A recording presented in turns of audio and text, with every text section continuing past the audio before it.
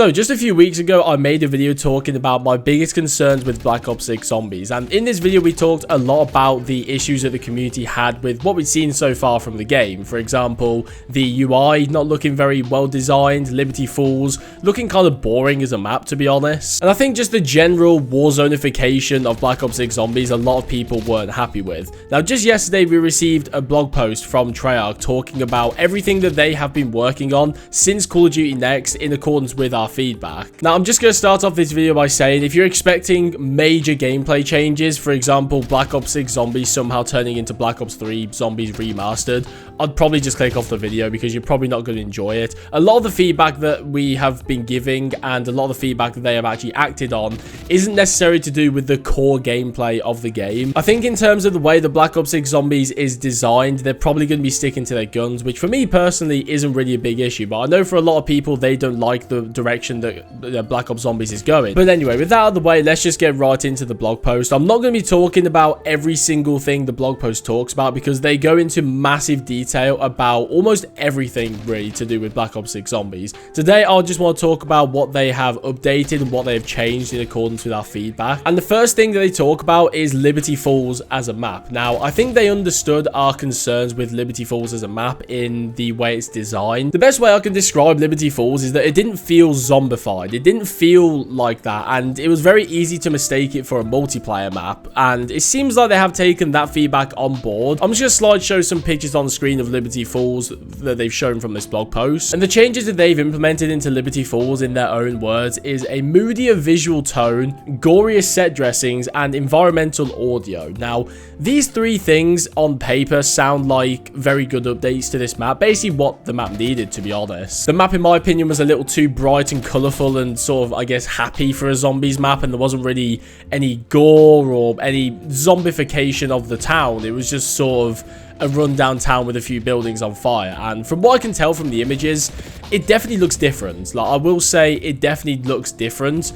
I don't think it's different enough, though, for me personally. It just doesn't really look zombie still. I mean, from the pictures I'm showing you guys on screen, yeah, there is definitely a moodier tone. It does look better, but I just don't think it's enough. I mean, it looks like they turned down the brightness of the map and added a few blood splatters here and there, and that's about it. And it's kind of disappointing, but I think Liberty Falls in their mind is sort of seen as a bonus map, although they're advertising it as two full experiences. Terminus is supposed to be the full zombies experience, and Liberty Falls is just sort of a bonus to camo grind on, which I'm perfectly fine with, but I feel like they've advertised it in a different way. But anyway, not much else to say about Liberty Falls. The updates are welcome, but I don't really think they are what we were looking for, really. Now, next up, we've got the updates to the heads-up display for zombies. Now, this is probably the biggest complaint a lot of people had with Black Ops 6 Zombies, and for me personally, I agreed with them 100% because I thought the UI in Black Ops 6 from what we saw before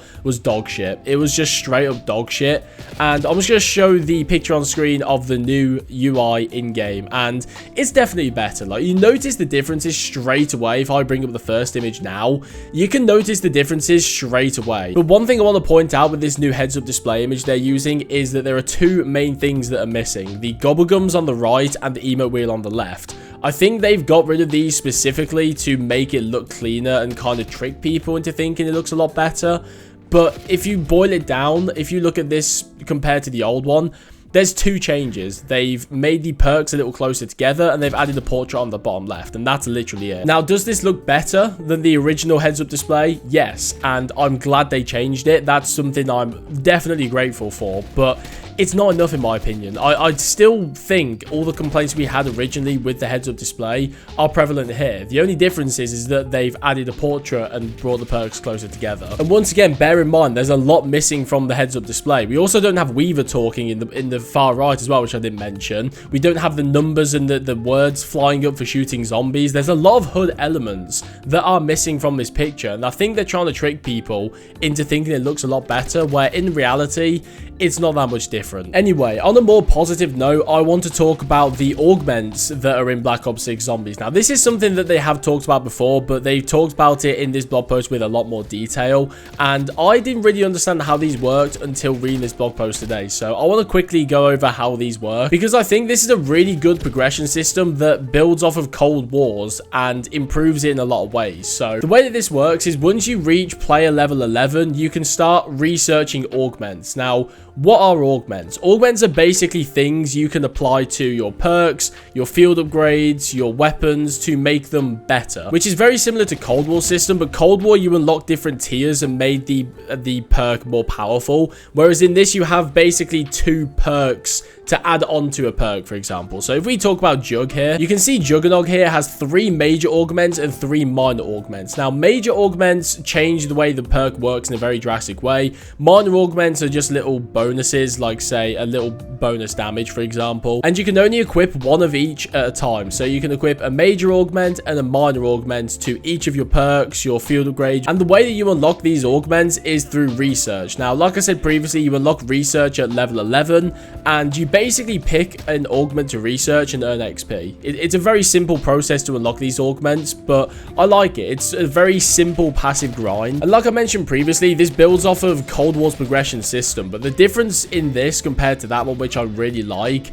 is that you don't just unlock all the benefits and it makes the perk overpowered. Instead, you choose what you want on the perk depending on your playstyle, for example. So just to quickly summarize on the augment section, each perk, ammo mod, field upgrade has 2 augment slots, a major and a minor. The major changes the way it works in a drastic way, the minor is just a small buff, and the way that you unlock these augments is by selecting a certain one and earning XP throughout a game. So it's a very simple system and I really like it. It's very similar to Cold Wars, but like I say, it doesn't have that overpowered factor towards it. It's just like a little bonus, and it gives you a sense of progression in zombies, which I think is really good. Now I want to talk a little bit about the loadout system in this game, which has been a big point of contention since Black Ops Cold War came out with the loadout system, and it's a little bit different in this game, but it's also very similar. So in Black Ops 6, you get your primary weapon and your field upgrade just like Black Ops Cold War, but what's different is that you get a dedicated melee slot just like multiplayer, you get a lethal and a tactical, and a gobble gun pack as well. So the loadout system is a lot more in depth in this game compared to Black Ops Cold War. However, I'm not a big fan of lethals and tacticals off of spawn. I mean, I think that's ridiculous. I thought it was stupid enough that you could spawn in with an assault rifle on spawn, but having lethals and tacticals as well alongside your field upgrade and your melee weapon, obviously, like, what the fuck are we doing here? Like, we might as well just spawn in with wonder weapons at this point. And I get there is progression for zombies both inside the game and outside of the game as well, but I just don't like the loadout system. I would just love to go back to the original system where you spawn in with a pistol, and I know with a camo grind it's a lot easier just spawning with the weapon you want and, you know, just focus on the camo, but I just don't like it, man. I'm just not a fan. Whatever, I suppose the loadout system's here to stay. I do like the fact that the gobble gun packs are individual to each loadout, which I really like, whereas, you know, in Black Ops 3 you just had your gobble gums, whereas in this game you have different loadouts with different gobble gums. I think that's a really cool idea. But anyway, speaking of, we're going to move on to the gobble gums now, which is the final thing I want to talk about in today's video. Now, here on screen is every single gobble gum that we're going to have for Black Ops 6 on launch, and the way that the gobble gums work in this game compared to Black Ops 3 is a little bit different. You can see the colors are what determine the rarity of the gobble gum instead of having rare megas, ultra rare megas. It's just based off of the color, and the actual design on the gobble gum has no effect whatsoever, which I actually really like. I think it's a lot easier to distinguish the colors as opposed to the little pattern behind the logo of the gobble gum. But the main problems I have with the gobble gum system, specifically in this blog post, is I have more questions about the system than answers. So here I'm going to bring up a little paragraph they talk about the gobble gum system, and I want to talk about the little bit of the paragraph here which I've highlighted, which talks about a store purchase for gobble gums, which raises the question, how do you get gobble gums in this game, and how does it work compared to Black Ops 3? Because in Black Ops 3 you had your standard gobble gums which you unlock through the standard levels. So for example, you get alchemical antithesis level 35 and you had an infinite amount of that gobble gum, and then you had the mega gobble gums which were earned through the liquid diviniums, which was, you know, the gambling system of Black Ops 3. How the hell does it work in this game? I mean, I don't think there's any liquid divinium or gambling system in Black Ops 6. And there are gobble gums that you unlock through the standard levels. For example, you've got Killjoy at level 5, Cashback at level 15, Wunderbar at level 51. So there are gobble gums that you unlock through the standard levels, but do you have an infinite amount of these gobblegums? Do you unlock one when you reach that level? If I only unlock one per level, how do I get more? I mean, is there a way to actually earn them? They say that you earn them at the start of another round, so it might be like Liquid Divinium, where if you buy doors, if you go through rounds, you earn new gobblegums. But how else can I earn them besides just playing the game? And then they talk about a store purchase. So is there just a menu where I can just, spend 1,000 COD points and get 10 perkaholics? Like, how does that work? And again, with the leveling system, say profit sharing is at level 29. Once I reach level 29 and unlock profit sharing, do I just have a single use? Do I have that one permanently? I don't know, because every single gobblegum that you unlock in your levels are different rarities. You have blue to purple to orange to red. So it's not just like, say, with Black Ops 3, for example, where the sort of weaker ones were the ones you unlocked. It just seems random, and I don't really know how it works. So they've detailed the gobblegum system in Black Ops 6 multiple times across multiple blog posts, and yet I don't know how it works at all. So I guess I'm just gonna have to wait till the launch of Black Ops 6. I don't fucking know. But there we go. That's everything I wanted to talk about in regards to Black Ops 6 Zombies. It seems like Treyarch is listening to our feedback, and it's not like, Infinity Ward where it's falling on deaf ears. They are actually taking our feedback in and trying to change the game. But in terms of what they've talked about in this blog post and what has actually changed from Call of Duty Index to the launch of the game, I don't think it's enough. I mean, I think the UI is still plain and boring. I think Liberty Falls still kind of doesn't really look like a zombies map. And those are my main two concerns with Black Ops 6 Zombies. Everything else we talked about today were just sort of things that were explained in the blog post, which I hadn't talked about previously. But in terms of the feedback that I've given on my previous video for Black Ops 6 Zombies, I don't think enough was addressed for me to sort of check mark those complaints, But like I say, that's about everything I want to talk about today. So thank you guys very much for watching this video. And yeah, I'll see you guys in the next one.